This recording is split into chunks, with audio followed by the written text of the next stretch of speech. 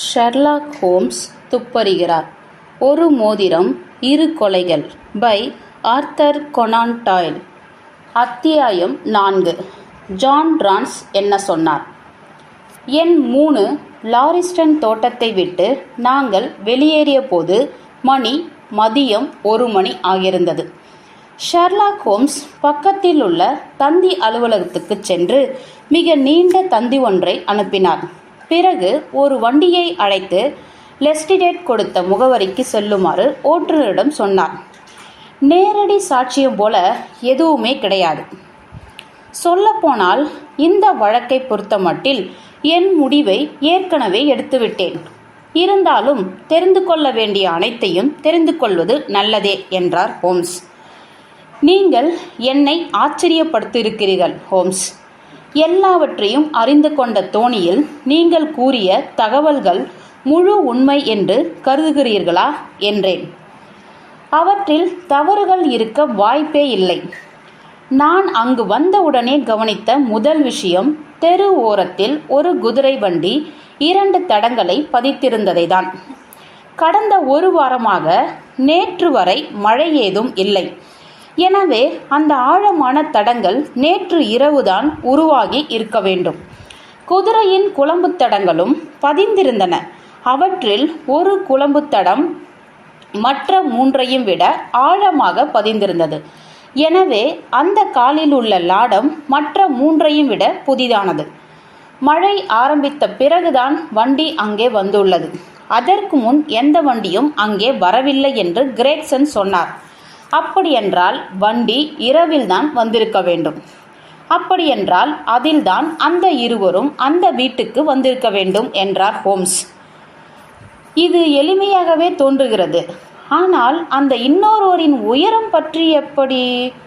60 காலடிகளுக்கு இடையே உள்ள இடைவெளியை கொண்டு 10க்கு 9 பேரின் உயரத்தை கணித்துவிடலாம்.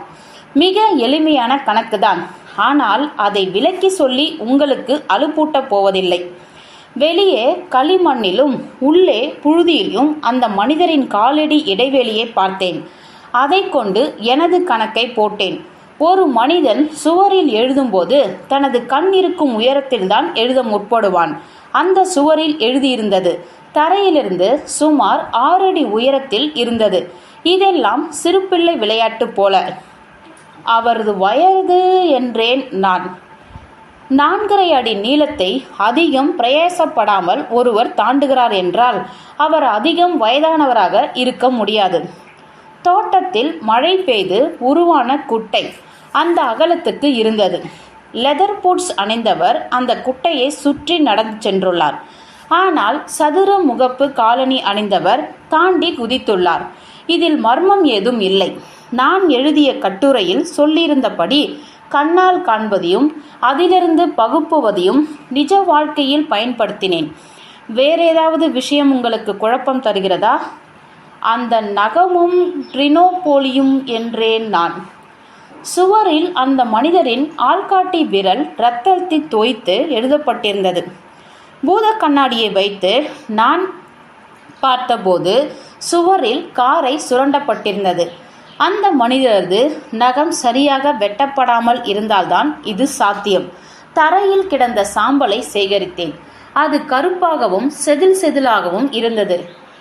டிரினோபோலி சுருட்டுதான் அப்படியான சாம்பலை தரும். பல்வேறு சுருட்டுகளின் சாம்பலை நான் ஆராய்ச்சி செய்துள்ளேன். அதை பற்றி ஒரு சிறு புத்தகத்தையே எழுதியுள்ளேன். சாம்பலை பார்த்த மாத்திரத்திலே அது எந்த சுருட்டு அல்லது புகையிலை என்பதை என்னால் தெளிவாக சொல்ல முடியும் என்பதை நான் பெருமையுடனே சொல்லிக்கொள்கிறேன். இது போன்ற சிறு சிறு தகவல்களில்தான் ஒரு தேர்ந்த துப்பறிவாளன் கிரேக்சன், லெஸ்டிடேட் போன்றவர்களிடமிருந்து தனித்து நிற்கிறான். அந்த சிவந்த முகம், அது நான் தைரியமாக இட்டு கட்டியது. நான் சொன்னது சரிதான் என்பதில் எனக்கு சந்தேகமே இல்லை. ஆனால் இப்போதைக்கு அது ஏன் என்று என்னிடம் கேட்காதீர்கள். முகத்தை துடைத்து கொண்டேன். என் தலை சுற்றுகிறது. இதை பற்றி மேலும் மேலும் யோசித்தால் மர்மம்தான் அதிகரிக்கிறது. எப்படி 2 பேர், அந்த 2 பேர்தானா என்பது வேறு விஷயம், அந்த காலியான வீட்டுக்குள் நுழைந்தனர்? அவர்களை ஓட்டிக்கொண்ட வண்டிக்காரர் என்ன ஆனார்? எப்படி ஒரு மனிதர் மற்றொருவரை விஷத்தை அருந்த வற்புறுத்தினார்? ரத்தம் எங்கிருந்து வந்தது? கொலைகாரன் கொலை செய்ய என்ன காரணம்? அங்கே எதுவும் திருட்டு போனது போல தெரியவில்லை. ஒரு பெண்ணின் மோதிரம் அங்கே எப்படி வந்தது? எல்லாவற்றிற்கும் மேலாக இரண்டாவது மனிதர் ஏன் ஜெர்மன் மொழியில் ரேச்சே என்று எழுதிவிட்டு போனார்? இவற்றையெல்லாம் ஒன்றாக சேர்த்து புரிந்து கொள்ள என்னால் முடியவில்லை என்றேன். என் தோழர் கனிவாக சிரித்தார். அனைத்தையும் சிக்கல்களையும் நீங்கள் அழகாகவும் சுருக்கமாகவும் விளக்கிவிட்டீர்கள். பல விஷயங்களையும் புரியப்படாமல் தான் உள்ளன. ஆனால் அடிப்படை விஷயங்களை பற்றி நான் ஒரு முடிவுக்கு வந்துவிட்டேன். லெஸ்டிரேட் கண்டுபிடித்த வாசகம் வேண்டுமென்றே சோசியலிசம் மர்ம குழுக்கள் என்று வழக்கை திசை திருப்புவதற்காக செய்யப்பட்டது. அதை எழுதியவர் ஒரு ஜெர்மானியர் கிடையாது. ஏ என்ற எழுத்து ஜெர்மன் எழுத்து போல் எழுதப்பட்டுள்ளது. ஆனால் உண்மையான ஜெர்மானியர்கள் இப்போதெல்லாம் லத்தீன் எழுத்துக்களைப் போலதான் எழுதுகிறார்கள். எனவே வேண்டும் என்று ஜெர்மானியர் ஒருவர் எழுவது போல இருக்க வேண்டும் என்று முயற்சி செய்து, ஆனால் அதிகம் உணர்ச்சிவசப்பட்டு தவறாக எழுதப்பட்டிருக்கிறது. வழக்கு விசாரணையை தவறான திசைக்கு கொண்டு செல்ல செய்யப்பட்ட முயற்சி.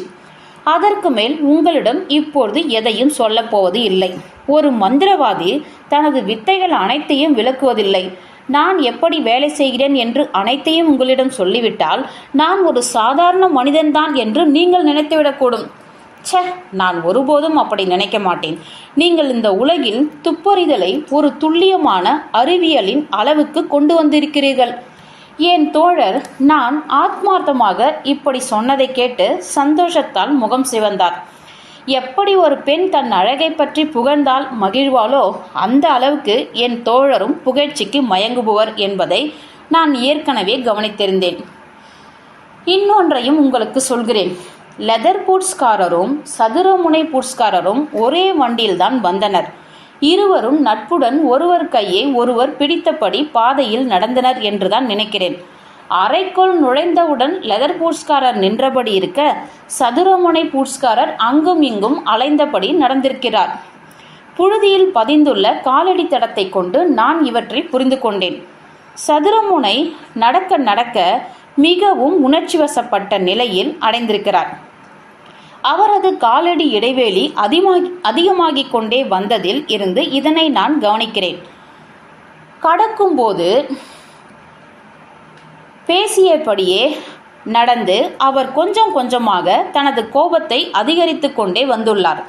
பிறகு அந்த துயர சம்பவம் நடந்துள்ளது. இதுவரை எனக்கு தெரிந்த அனைத்தையும் சொல்லிவிட்டேன். மீதியெல்லாம் யூகங்களே. ஆனால் மேற்கொண்டு தொடர தேவையான அளவுக்கு நம்மிடம் அடிப்படை தகவல்கள் உள்ளன. இந்த வேலையை வேகமாக முடிக்க வேண்டும். ஏனெனில் இன்று மதியம் நார்மன் நேருடா இசை கச்சேரிக்கு நான் செல்ல வேண்டும். நாங்கள் இப்படி பேசிக்கொண்டிருக்கும் போது எங்களது வண்டி நெருக்கமான தெருக்களையும் மோசமான சந்துகளையும் தாண்டி சிறிது சிறிதாக முன்னேறி சென்றது. உள்ளதிலேயே படு மோசமான ஒரு சந்தில் வண்டி சட்டென நின்றது. ஓட்டுநர் வெளிரிய செங்கல் கட்டடங்கள் உள்ள ஒரு மிக குறுகலான சந்தை காட்டி, அதுதான் ஹார்ட்லி கோர்ட் என்றார். நீங்கள் திரும்பி வரும் முறை நான் இங்கே காத்திருப்பேன் என்றார். ஹார்ட்லி கோர்ட் அழகான வசிப்பிடம் கிடையாது. அந்த குறுகலான சந்து பல வண்ண கொடிகள் கட்டப்பட்டிருந்த மோசமான வீடுகள் இருந்த ஒரு சதுர பகுதிக்கு எங்களை கொண்டு சென்றது. அழுக்கான சிறுவர்கள், உலர்த்தப்பட்ட வெளிரி போயிருந்த துணிகள் ஆகியவற்றுக்கிடையே நடந்து 46ஆம் நம்பர் எண்ணுள்ள வீட்டை அடைந்தோம். வாசலில் பித்தளையில் ரான்ஸ் என்ற பெயர் எழுதி அலங்கரிக்கப்பட்டிருந்தது. கான்ஸ்டபிள் தூங்கிக் கொண்டிருக்கிறார் என்பதால் முன்னறை ஒன்றில் அவர் வரும் வரை நாங்கள் உட்கார வைக்கப்பட்டோம். சிறிது நேரத்தில் தூக்கம் கலைந்ததால் எழுந்த கோபத்துடன் அவர் வந்தார். என்னுடைய அறிக்கையை எழுதி அலுவலகத்தில் கொடுத்து விட்டேனே என்றார். ஹோம்ஸ் ஒரு அரை சவரன் தங்க காசை பாக்கெட்டில் இருந்து எடுத்து அதனுடன் விளையாட ஆரம்பித்தார். உங்களுடைய வாயிலிருந்தே அனைத்தையும் கேட்கலாம் என்று நினைத்து வந்தோம் என்றார். ஓ, உங்களுக்காக சந்தோஷமாக அனைத்தையும் சொல்ல தயாராக இருக்கிறேன் என்றார் கான்ஸ்டபிள் அந்த தங்க காசின் மீது ஒரு கண் வைத்தவாறே. உங்கள் வார்த்தைகளில் நடந்ததை நடந்தபடி சொல்லுங்கள். ரான்ஸ் சோஃபாவில் உட்கார்ந்தார். எதையும் மறந்துவிடாமல் இருக்க தனது இமைகளை நெருக்கி யோசித்தவாறு பேசத் தொடங்கினார். நான் ஆரம்பத்திலிருந்து சொல்கிறேன்.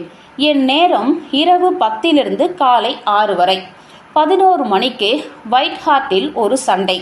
அதை தவிர ரோந்தில் எந்த பிரச்சனையும் இல்லை. 1 மணிக்கு மழை பெய்ய ஆரம்பித்தது. அப்படியே நடந்து வரும் வழியில் ஹாலண்ட் குரோவ் ரோந்தில் இருந்த ஹாரி மர்ச்சரை சந்தித்தேன். இருவரும் ஹென்ரிஹேட்டா தெருமுனையில் நின்று பேசிக்கொண்டிருந்தோம். சுமார் 2 மணி இருக்கும். பிரிக்ஸ்டன் தெருவில் எல்லாம் ஒழுங்காக இருக்கிறதா என்று பார்க்க நினைத்தேன். தெருவில் ஒருவர் கூட தென்படவில்லை. ஓரிரு வண்டிகள் மட்டும் சென்றன. ஒரு கோப்பை ஜீன் அடித்தால் எவ்வளவு நன்றாக இருக்கும் என்று யோசித்தவாறு நடந்தேன். திடீரென ஒரு வீட்டின் ஜன்னலில் விளக்கு வெளிச்சம் கண்ணில் பட்டது. லாரிஸ்டன் தோட்டத்தில் அந்த 2 வீடுகளிலும் ஒருவரும் வசிப்பதில்லை என்று எனக்கு தெரியும். அந்த வீடுகளின் சொந்தக்காரர் சாக்கடைகளை சுத்தமாக வைத்துக் கொள்வதில்லை. அதற்கு முன் அங்கே வசித்த ஒருவர் டைபாய்டால் செத்துவிட்டார். எனவே ஜன்னல் வழியாக விளக்கு வெளிச்சம் கண்ணில் பட்டது. என்னை அதிர்ச்சியில் ஆழ்த்தியது. அங்கே ஏதோ தப்பாக நடக்கிறது என்று சந்தேகப்பட்டேன். நான் கதவருகே சென்றதும், நீங்கள் நின்றுவிட்டு மீண்டும் தோட்டக்கதவு வரை திரும்பி சென்றீர்கள் என்றார் என் தோழன். ஏன் எப்படி செய்தீர்கள்? ரான்சன் திடுக்கிட்டு போய் ஷெர்லாக் ஹோம்ஸை அதிர்ச்சியுடன் பார்த்தார். ஐயோ, அது உண்மைதான். ஆனால் அது எப்படி உங்களுக்கு தெரிந்தது? நான் கதவருகே சென்றதும் அங்கே தனிமையாகவும் அமைதியாகவும் இருந்ததால் கூட ஒருவர் இருந்தால் நன்றாக இருக்கும் என்று எனக்கு தோன்றியது. உயிருடன் இருப்பவர்களை கண்டால் எனக்கு பயம் ஒன்றும் இல்லை. ஆனால் அந்த டைபாய்டில் இருந்த ஆசாமியின் பேய் தன்னை கொண்டு சாக்கடையை பார்வையிடுகிறதோ என்று தோன்றியது. அது திகிலை வரவழைத்தது. அதனால் கதவருகே வந்து மர்ச்சரின் லாந்தர் விளக்கு கண்ணில் படுகிறதா என்று பார்த்தேன். ஆனால் அவரோ அல்லது வேறு யாருமோ அங்கே இல்லை. தெருவில் ஒருவருமே இல்லையா? ஒரு உயரும் இல்லை. ஒரு நாய் கூட இல்லை. பிறகு நான் சுதாரித்து கொண்டு திரும்பி போனேன். கதவை தள்ளினேன். உள்ளே அமைதியாக இருந்தது. விளக்கு எரிந்து கொண்டிருந்த அறைக்கு போனேன். அங்கே ஒரு சிவப்பு மெழுகுவர்த்தி எரிந்து கொண்டிருந்தது. அதன் விளக்கில் நீங்கள் பார்த்த அனைத்தும் எனக்கு தெரியும். நீங்கள் அந்த அறையை சுற்றி சுற்றி வந்தீர்கள். உடல் அருகில் குனிந்து பார்த்தீர்கள். பிறகு அங்கிருந்து சமையல் அறையை நோக்கி சென்றீர்கள்.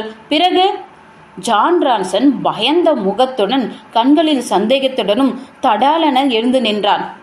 எங்கே ஒளிந்திருந்து என் அனைத்தையும் பார்த்தீர்கள் என்று கத்தினார்.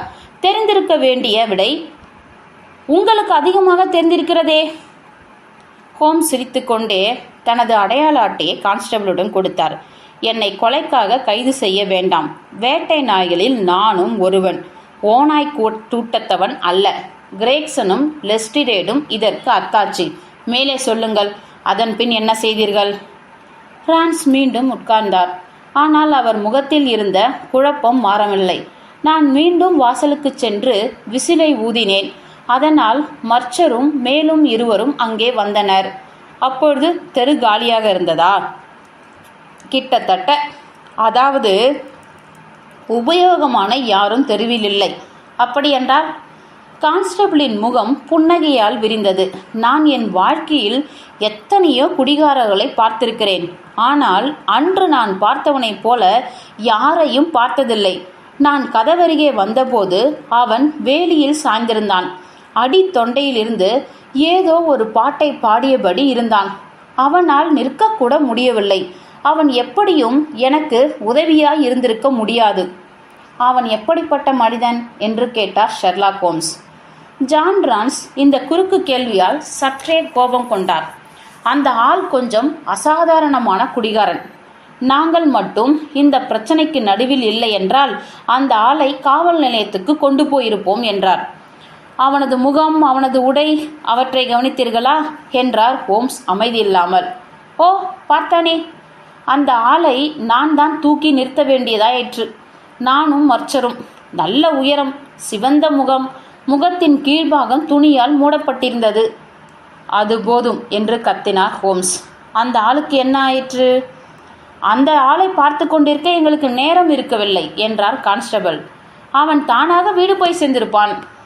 அவன் எப்படி உடை உடுத்திருந்தான்? ஒரு பழுப்பு ஓவர்கோட் அணிந்திருந்தான். கையில் சாட்டை வைத்திருந்தானா? சாட்டையா? இல்லையே. அதை எங்கேயோ விட்டிருப்பான் என்று தனக்குள்ளாக சொன்னார் என் தோழன். அதன்பின் வண்டி ஏதேனும் அங்கே வந்ததை பார்த்தீர்களா அல்லது கேட்டீர்களா? இல்லை. இதோ உங்களுக்கு அரை சவன் என்று என் தோழர் கொடுத்த விட்டு எழுந்து நின்று தன் தொப்பியை எடுத்துக்கொண்டார். பிரான்ஸ், நீங்கள் எப்பொழுதும் காவல்துறையில் உயரப்போவதே இல்லை. உங்களது தலை அலங்காரத்துக்காக மட்டுமல்ல, அதை பயன்படுத்தவும் வேண்டும். நேற்று நீங்கள் ஒரு சார்ஜெண்டாக பதவி உயர்வு பெற்றிருக்கலாம். நீங்கள் கையில் பிடித்திருந்த அந்த மனிதன்தான் இந்த மர்மத்துக்கான துப்பு. அவனைதான் நாங்கள் தேடுகிறோம். அதை பற்றி இங்கே விவாதித்து பிரயோஜனமில்லை. வாருங்கள் டாக்டர், நாம் போகலாம்.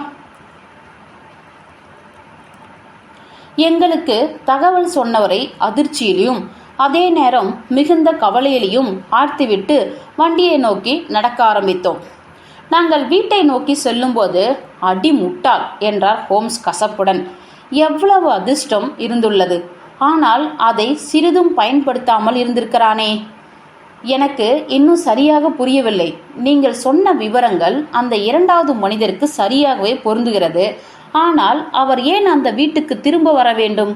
குற்றவாளிகள் அப்படி செய்ய மாட்டார்களே. மோதிரம் ஐயா, மோதிரம். அதற்காக தான் அவன் திரும்ப வந்தார். அவரை வேறு வழியில் பிடிக்க முடியாவிட்டால் அந்த மோதிரத்தை வைத்தாவது அவருக்கு ஒரு பொறியை வைக்கிறேன். அவரை நிச்சயம் பிடித்து விடுவேன் டாக்டர். 2க்கு 1 என்று பெட் வைத்து கொள்ளலாம். உங்களுக்கு தான் நான் நன்றி சொல்ல வேண்டும். நீங்கள் இல்லாவிட்டால் நான் இந்த வழக்கை விசாரிக்கப் போயிருக்கவே மாட்டேன். அப்படி நான் போயிருக்காவிட்டால் இதை போன்ற ஒரு வழக்கை சந்திக்காமலே போயிருப்பேன். என்ன சொல்லலாம் இந்த வழக்கை? சிவப்பில் ஓர் ஆய்வு. ஏன், கலை உலகிலிருந்து வார்த்தைகளை நாம் கடன் வாங்கக்கூடாதா? வண்ணமே இல்லாத வாழ்க்கையில் சிவப்பு நூல் சிக்கலாக ஒரு கொலை. அந்த சிக்கலை பிரித்து தனியாக்கி அதன் ஒவ்வொரு அங்குலத்தையும் வெளியாக்குவது நமது கடமை. இப்பொழுது மதிய உணவு. அடுத்து நார்மன் நெரூடா. அவளது வயலின் வாசிப்பு மிக அற்புதம். ஷோபினின் அந்த பாட்டை எவ்வளவு அற்புதமா வாசிப்பாள். அது இப்படி போகுமே, ட்ரெலேலாலிராலிராலே. வண்டியில் உட்கார்ந்தபடி அந்த வேட்டை நாய் பாடிக்கொண்டே சென்றது. நான் மனித மனதின் பல்வேறு கோணங்கள் மீது எனது சிந்தனையை செலுத்தினேன்.